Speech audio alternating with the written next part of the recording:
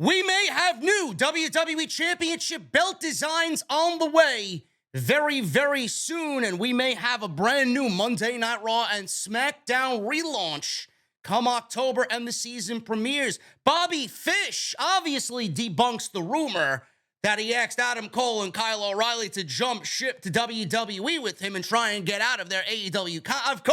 Of course he did, Mr. Fish. We'll talk about that. I got an update on Buddy Matthews and everything going on with him, Malakai and Brody King. What's next for the House of Black? Are Malakai and Buddy Matthews going back to WWE? All this plus so much more right here on OTS Extra. Why has Triple H been so successful? Why is Triple H running WWE better than Vince McMahon and Bruce Pritchard on Monday and Friday night? Long-term booking.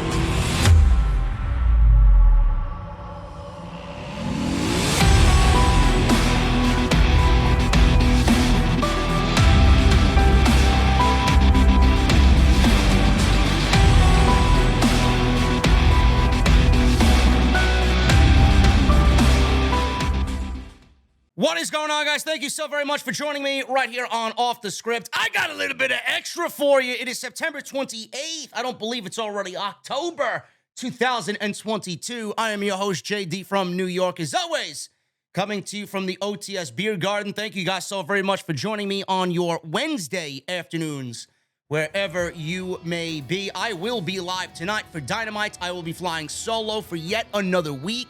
My buddy Jesse, my partner in crime on Wednesdays, will not be on the show tonight, so I will be live from the Beer Garden right here on YouTube Live after Dynamite goes off the air. We got Jon Moxley and Juice Robinson. We have Chris Jericho and Bandito for the Ring of Honor World Championship, and we have Saraya making her AEW Dynamite debut. What does she have to say, and what is the explanation of why she is back in AEW? So make sure you guys join me live tonight on YouTube. Follow me on social media at JD from NY206. That's Twitter, Instagram, TikTok, and Cameo. Links are down below in the description. Hit that thumbs up. I need 1,000 likes minimum.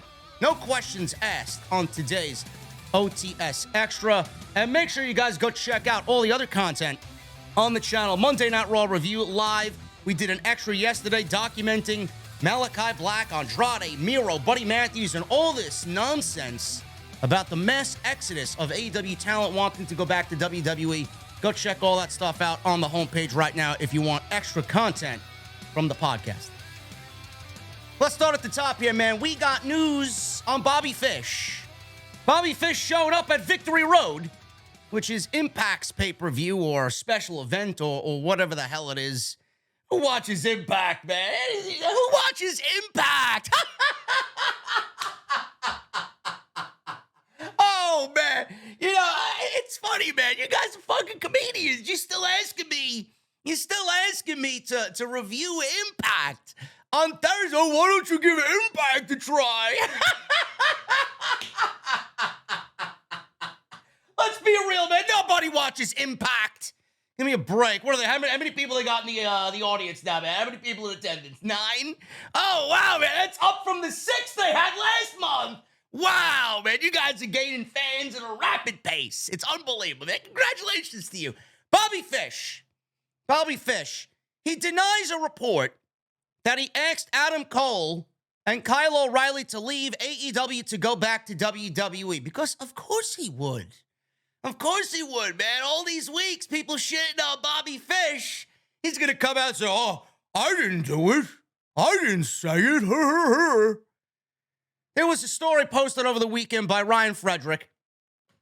I don't know who to believe. Listen, I don't know who this guy is. His name is in the news everywhere. I don't know. He works for The Observer. You know, if Dave Meltzer is really serious about what comes off of his boards, his message boards, or off of his website, he should really talk to Ryan Frederick, man. I don't know if any of this is true or not. People are running with it as news. But Ryan Frederick from the Wrestling Observer newsletter regarding Bobby Fish reported that he was trying to convince Adam Cole and Kyle O'Reilly to ask for their AEW release for them to return to WWE. It was reported that both Cole and O'Reilly told Fish that they would not do that. Frederick stated, and I quote, "It's possible Cole may have clued Tony in. If he did, I doubt he was the only one. I'm sure Swerve was one of them who did as well." It was later reported by Fightful that this story was, quote-unquote, vehemently denied by AEW sources. And WWE sources say that they have not had any talks or interest in Bobby Fish. Now, let's go back to the beginning about why Bobby Fish is not back with AEW. There was going to be an Elite and Undisputed Era feud at some point. You knew it was coming. It was built in. You saw it. And when Kenny Omega got back, that was the right direction to go in. We're not getting that now. Bobby Fish, at that point, while a contracted AEW talent, did interviews or a podcast or something like that. He went on his own podcast, I believe it was. And he stated while an AEW contract was still in his hand, no matter how long for, another month or two, he said on his own show that he'd go to war for Triple H. And he was praising Triple H, all while, A, he's contracted to AEW, and B, Tony Khan is getting a barrage of messages and feeling from fans. Hey, look at all this AEW talent that is currently contracted to the company that used to work for Triple H. I think they should go back. So Bobby Fish is talking up Triple H, and Triple H is the belle of the ball. He's everybody's favorite thing now, right? Because he's running WWE much better than Vince and Bruce did, right? And Tony Khan is offended by this. So Bobby Fish says this. Tony Khan obviously is upset. He's not brought back. He's not offered a contract extension. Tony Khan lets him walk. And then he shows up in Impact. So he praised the other guy and the other company while still being employed to Tony Khan. And then he starts shit with CM Punk after CM Punk went down with injury and after the post-show scrum. He wants to come out one after the other and fight CM Punk, claim that CM Punk is not a good fighter compared to the fighter that he is and whatnot. Talking all this shit. And then we hear this, that he wants Adam Cole and Kyle O'Reilly to join him back in the WWE so that they can reform Undisputed Era. Bobby Fish knew that if he was a free agent, he'd love to go back to WWE. But he's not going to go back to WWE because why would WWE be interested in just Bobby Fish? Obviously, if they want Bobby Fish, they also want Adam Cole and Kyle O'Reilly, and they can't have Adam Cole and Kyle O'Reilly because they are with AEW for X amount of years. WWE is not going to take Bobby Fish, and the only way and reason Bobby Fish would go back to WWE is with Adam Cole and Kyle O'Reilly, and he knew that. He knew he wasn't going to get signed over there. His best chance to get signed was with his friends. He's going nowhere on his own. This is why he settled for Impact, because that's the only place that would take him. He says this, and I quote, he described the situation as absurd. Because guess what, boys? After over 25 years or something like that in the wrestling business, I don't know how contracts work myself. Fish laughed. I guess what was most troublesome and amusing at the same time to me was how many outlets picked up on what was ... Because if there's anybody who knows that it's totally fabricated information, then it would be me. Adam Cole, Kyle O'Reilly, Hunter, the people that it's talking about who didn't do any of these things. So none of it's real. And even people like Jim Cornette picked it up and commented on it. And Jim and I have always had a great relationship. Well, there's another fucking X there for Bobby Fish. If I'm being honest, Jim hurt my feelings a little bit by believing some bullshit about me so easily. But yeah, it is what it is. And I think that's what sucks most about what these people who write about this stuff do. There's no checks, there's no balances, there's no ramifications when you are in the wrong. Therefore, they continue to just write whatever it is that they're going to write about, and it gets picked up by whomever, and then it becomes the fact or fiction line really doesn't matter. The whole thing is just absurd. Of course he's going to deny it. Of course he's going to deny it. After everything that I just went over about Bobby Fish in chronological order, you don't think that his pettiness could have played a factor in this story? You don't think he would be that petty? I mean, it is a believable thing for him to go out there and do. The company didn't want him back. And then he goes out there and claims that, oh, I didn't say it. But you did everything in a string of things that led up to that to, get people to believe that you're a fucking prick. I don't know. I don't know what to believe. I don't know what you guys believe, but Bobby Fish denied the report. Of course he's going to deny it. After weeks of people shitting on him all over social media, he wanted it to stop, so he figured he'd go out there and go on his own show and say, hey, I didn't say this shit, and then give some bullshit excuse. It's just the way it works. 2 AEW stars are not leaving the company and not going back to WWE. There was a story about Buddy Matthews and Malakai Black going back to WWE. Malakai had been wanting to go back reportedly. He asked for his release. Tony Khan, Dave Meltzer said yesterday on the Observer Live that Tony Khan is not releasing people from their contracts. Nobody's going anywhere. Malakai said that he would be back with AEW soon in a few weeks to a few months. He will be back in AEW. He said this on an Instagram live stream a couple of days ago. Buddy Matthews came out on an independent show after he wrestled over the weekend and said that he's taking a sabbatical. He needs to recharge and calibrate things. There's nothing wrong with wanting to take a break.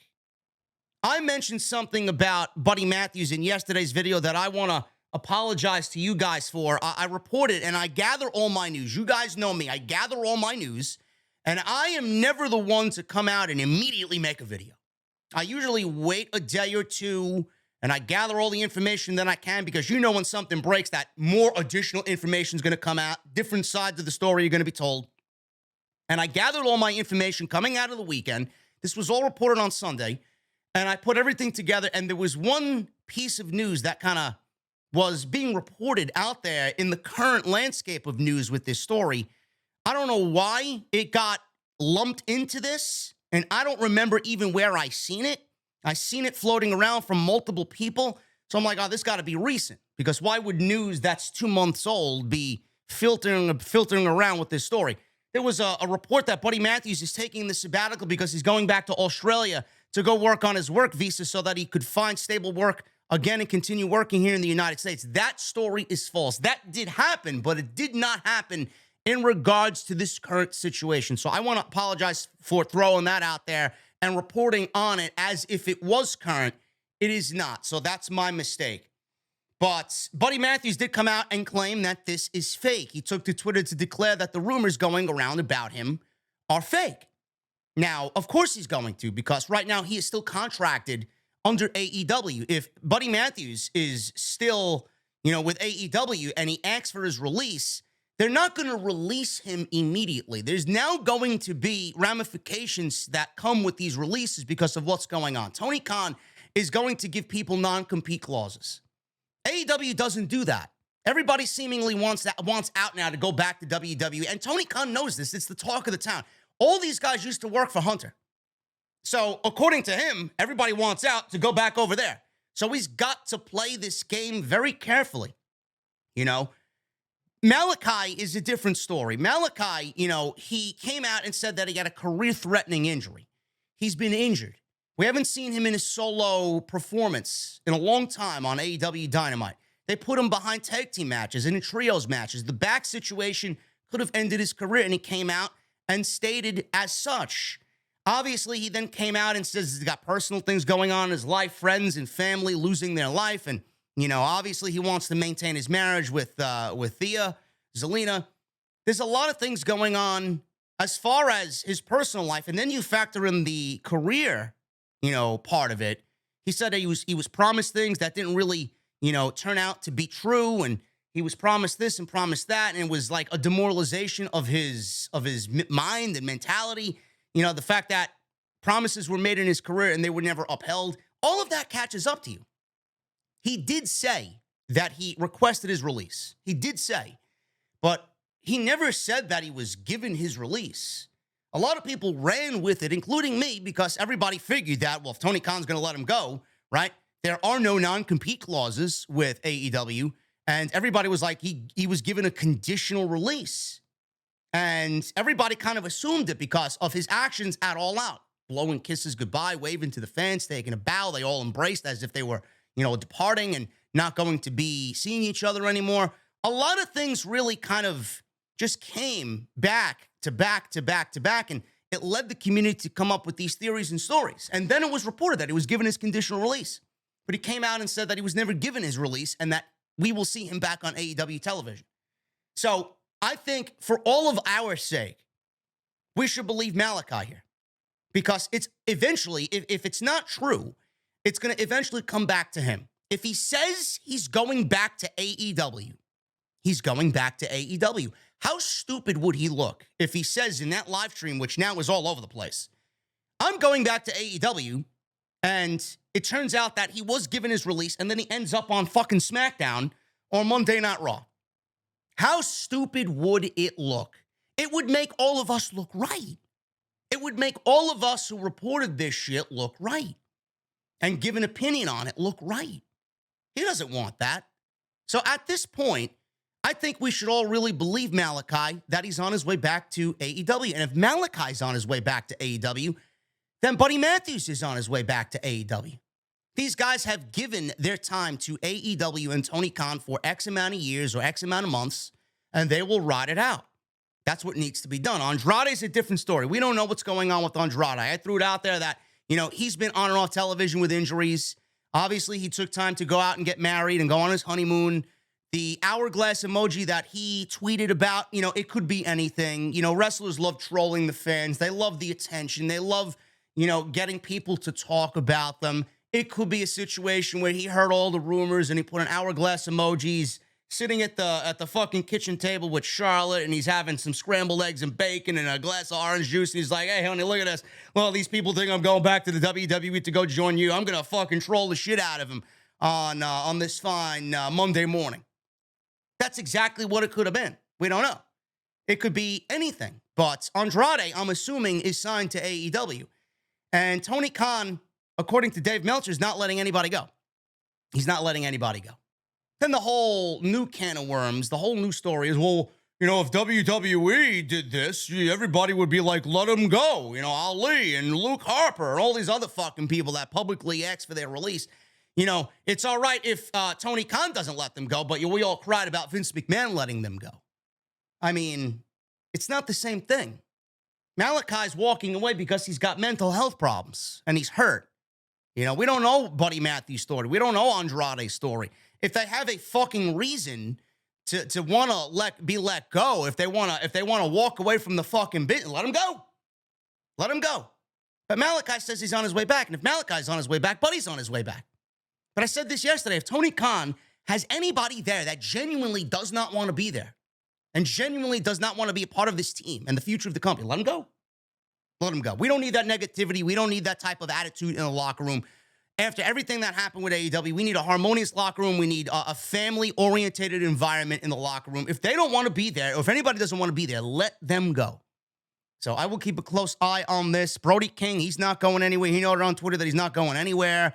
Apparently, there were rumors from fans on social media about him leaving AEW as well. Those are false. The House of Black more than likely will be back on AEW television. And I do think that Tony Khan's going to make them a focus when they all get back to hopefully 100%. And I do think that they deserve it. They could be a very huge part of AEW television. 3 NXT stars indefinitely suspended from the company. WWE announced that Gallus, Joe Coffey, Mark Coffey, and Wolfgang have all been indefinitely suspended. Why? It's obviously a storyline suspension. There's no reason for them to be suspended. They just got moved over from NXT UK to NXT Florida here in the States. And they announced this on social media. Something happened on last night's show. I tried watching it. I tried desperately to go live. I said, fuck this shit. This show was putrid last night. So if anybody was expecting an NXT post-show, show sucks. We'll be back on Tuesday to see this new relaunch, and I doubt anything changes. So Gallus is going to be off TV for at least a few weeks to a few months. WWE's full statement online reads, and I quote, due to Gallus's action involving the assault of WWE officials and security after their pub rules match, Wolfgang, Mark Coffey, and Joe Coffey have been suspended indefinitely, effective immediately. Speculation is already ramped up that they could be a part of the Wyatt Six. Why are they being taken off television after they just got put on television, coming over from NXT UK? Is there something of a repackaging coming? I don't know. I don't know what Gallus would have to do. I don't know what Joe Coffey, Mark Coffey, and Wolfgang would have to do with fucking Bray Wyatt. But, you know, people are crazy out there. Social media is crazy, man. They want to come up with all these crazy theories, and they couldn't be more wrong. Gallus has nothing to do with Bray Wyatt. I would be floored if that is the case. WWE is trying to sell this story, and they will probably come back as, you know, maybe under new identities. Maybe they rename themselves. So we will see what happens with Gallus. But right now, they are indefinitely suspended from NXT. And finally, guys, we have several WWE title belt designs. They've been completed. They could be on their way to television very, very, very soon. Over the last few weeks, there have been rumors about Triple H making changes to numerous WWE title belts. At BeltFandan on Twitter previously reported that new designs for both the men's and women's tag team titles are currently being worked on. Dan noted the titles have the existing design with a black strap, dual plates, and a big WWE logo in the middle of them. There are also old, never-used tag team titles, which look like the women's tag team titles on colored straps. Fightful Select reports that at least 3 new sets of title belts are finished and currently in hand right now by WWE. Sources indicated that other design alterations have been mentioned, but didn't elaborate past that. WWE talent they have spoken to at Fightful said that they are in favor, the talent is in favor of some changes for the title belts personally regarding whether they prefer the Velcro or the snaps to the backs of the belts. Several wrestlers said the Velcro helps them when they need to attach the belt quickly, but cosmetically, it looks bad. The report noted that there were already plans in motion to utilize new designs before the WWE changed administrations, with Triple H replacing Vince McMahon, and there is also cosmetic changes coming to Raw and SmackDown, as well as NXT in the next couple of weeks. We got season premieres for Raw and SmackDown happening very soon, and NXT is getting another relaunch on Tuesday. New logos, new themes maybe, new colors for the shows, a new set maybe. Ringside area may look a little bit different. I honestly think every one of these shows could use a complete revamp. As far as Monday Night Raw, a new song, absolutely. A new feel, absolutely. SmackDown, I'd get rid of that AC/DC song. That shit sucks. It's so lame. You need something that's going to get you hyped up to watch Monday night and Friday night. Same thing with NXT. Downside slang or South Side slang, whatever the fuck they had going on with that theme song. I need something with a little bit more edge. Need something that is very reminiscent of old NXT Black and Gold when they had a lot of hard rock, a lot of heavy metal, man. That's the type of shit that I associate with my pro wrestling. So we will see what happens. But as far as belt designs, tag team titles are getting a rework, hopefully. One belt is all we need. Merge the divisions, that's all we need. Make a healthy division, that's great. Maybe we get one world championship and we fuse the Universal and WWE titles together. I don't know. There's been rumors of a United States Championship redesign. There's been rumors of an Intercontinental title design. So we will see what happens. But yes, the majority of the WWE title belts could absolutely use a complete rework. And it's going to be interesting to see when these belt designs make their way to television. So that's exciting, man. I love change in this way. I'm not a big fan of change, but when it's like this, to make something better as far as the themes and the looks of the shows and a logo maybe, I love it. It's exciting. It gives you a sense of brand new, right? And if you're doing a season premiere and marketing it as a season premiere, that should absolutely be no question. Done right from the word go. Guys, that's all I got on this extra. Again, I will be live tonight for AEW Dynamite Flying Solo. Jesse's still out. Hopefully we get him back next week. And I will see you guys tonight in the Beer Garden, man. It is just a couple of more weeks, right, till we actually hit fall. I'm getting rid of the Beer Garden until the spring, man. The Beer Garden's going away. We'll be making our home for the fall and winter in the OTS venue, the original OTS venue. I'm going to love the Beer Garden, man, but it's no longer summer. And we got to put it away until the nicer weather again. But I will be back tonight. 2 more nights for the OTS Beer Garden, man. Tonight for Dynamite and then Friday night for SmackDown. And then as soon as October hits, we're going back to the OTS venue. Just making sure you guys are aware of that little aesthetic change. Want to keep things fresh and keep things really up to date with what we do here, man. But thank you guys so very much. Hit that thumbs up. And I will see you all tonight live for AEW Dynamite on OTS. I'll see you guys later.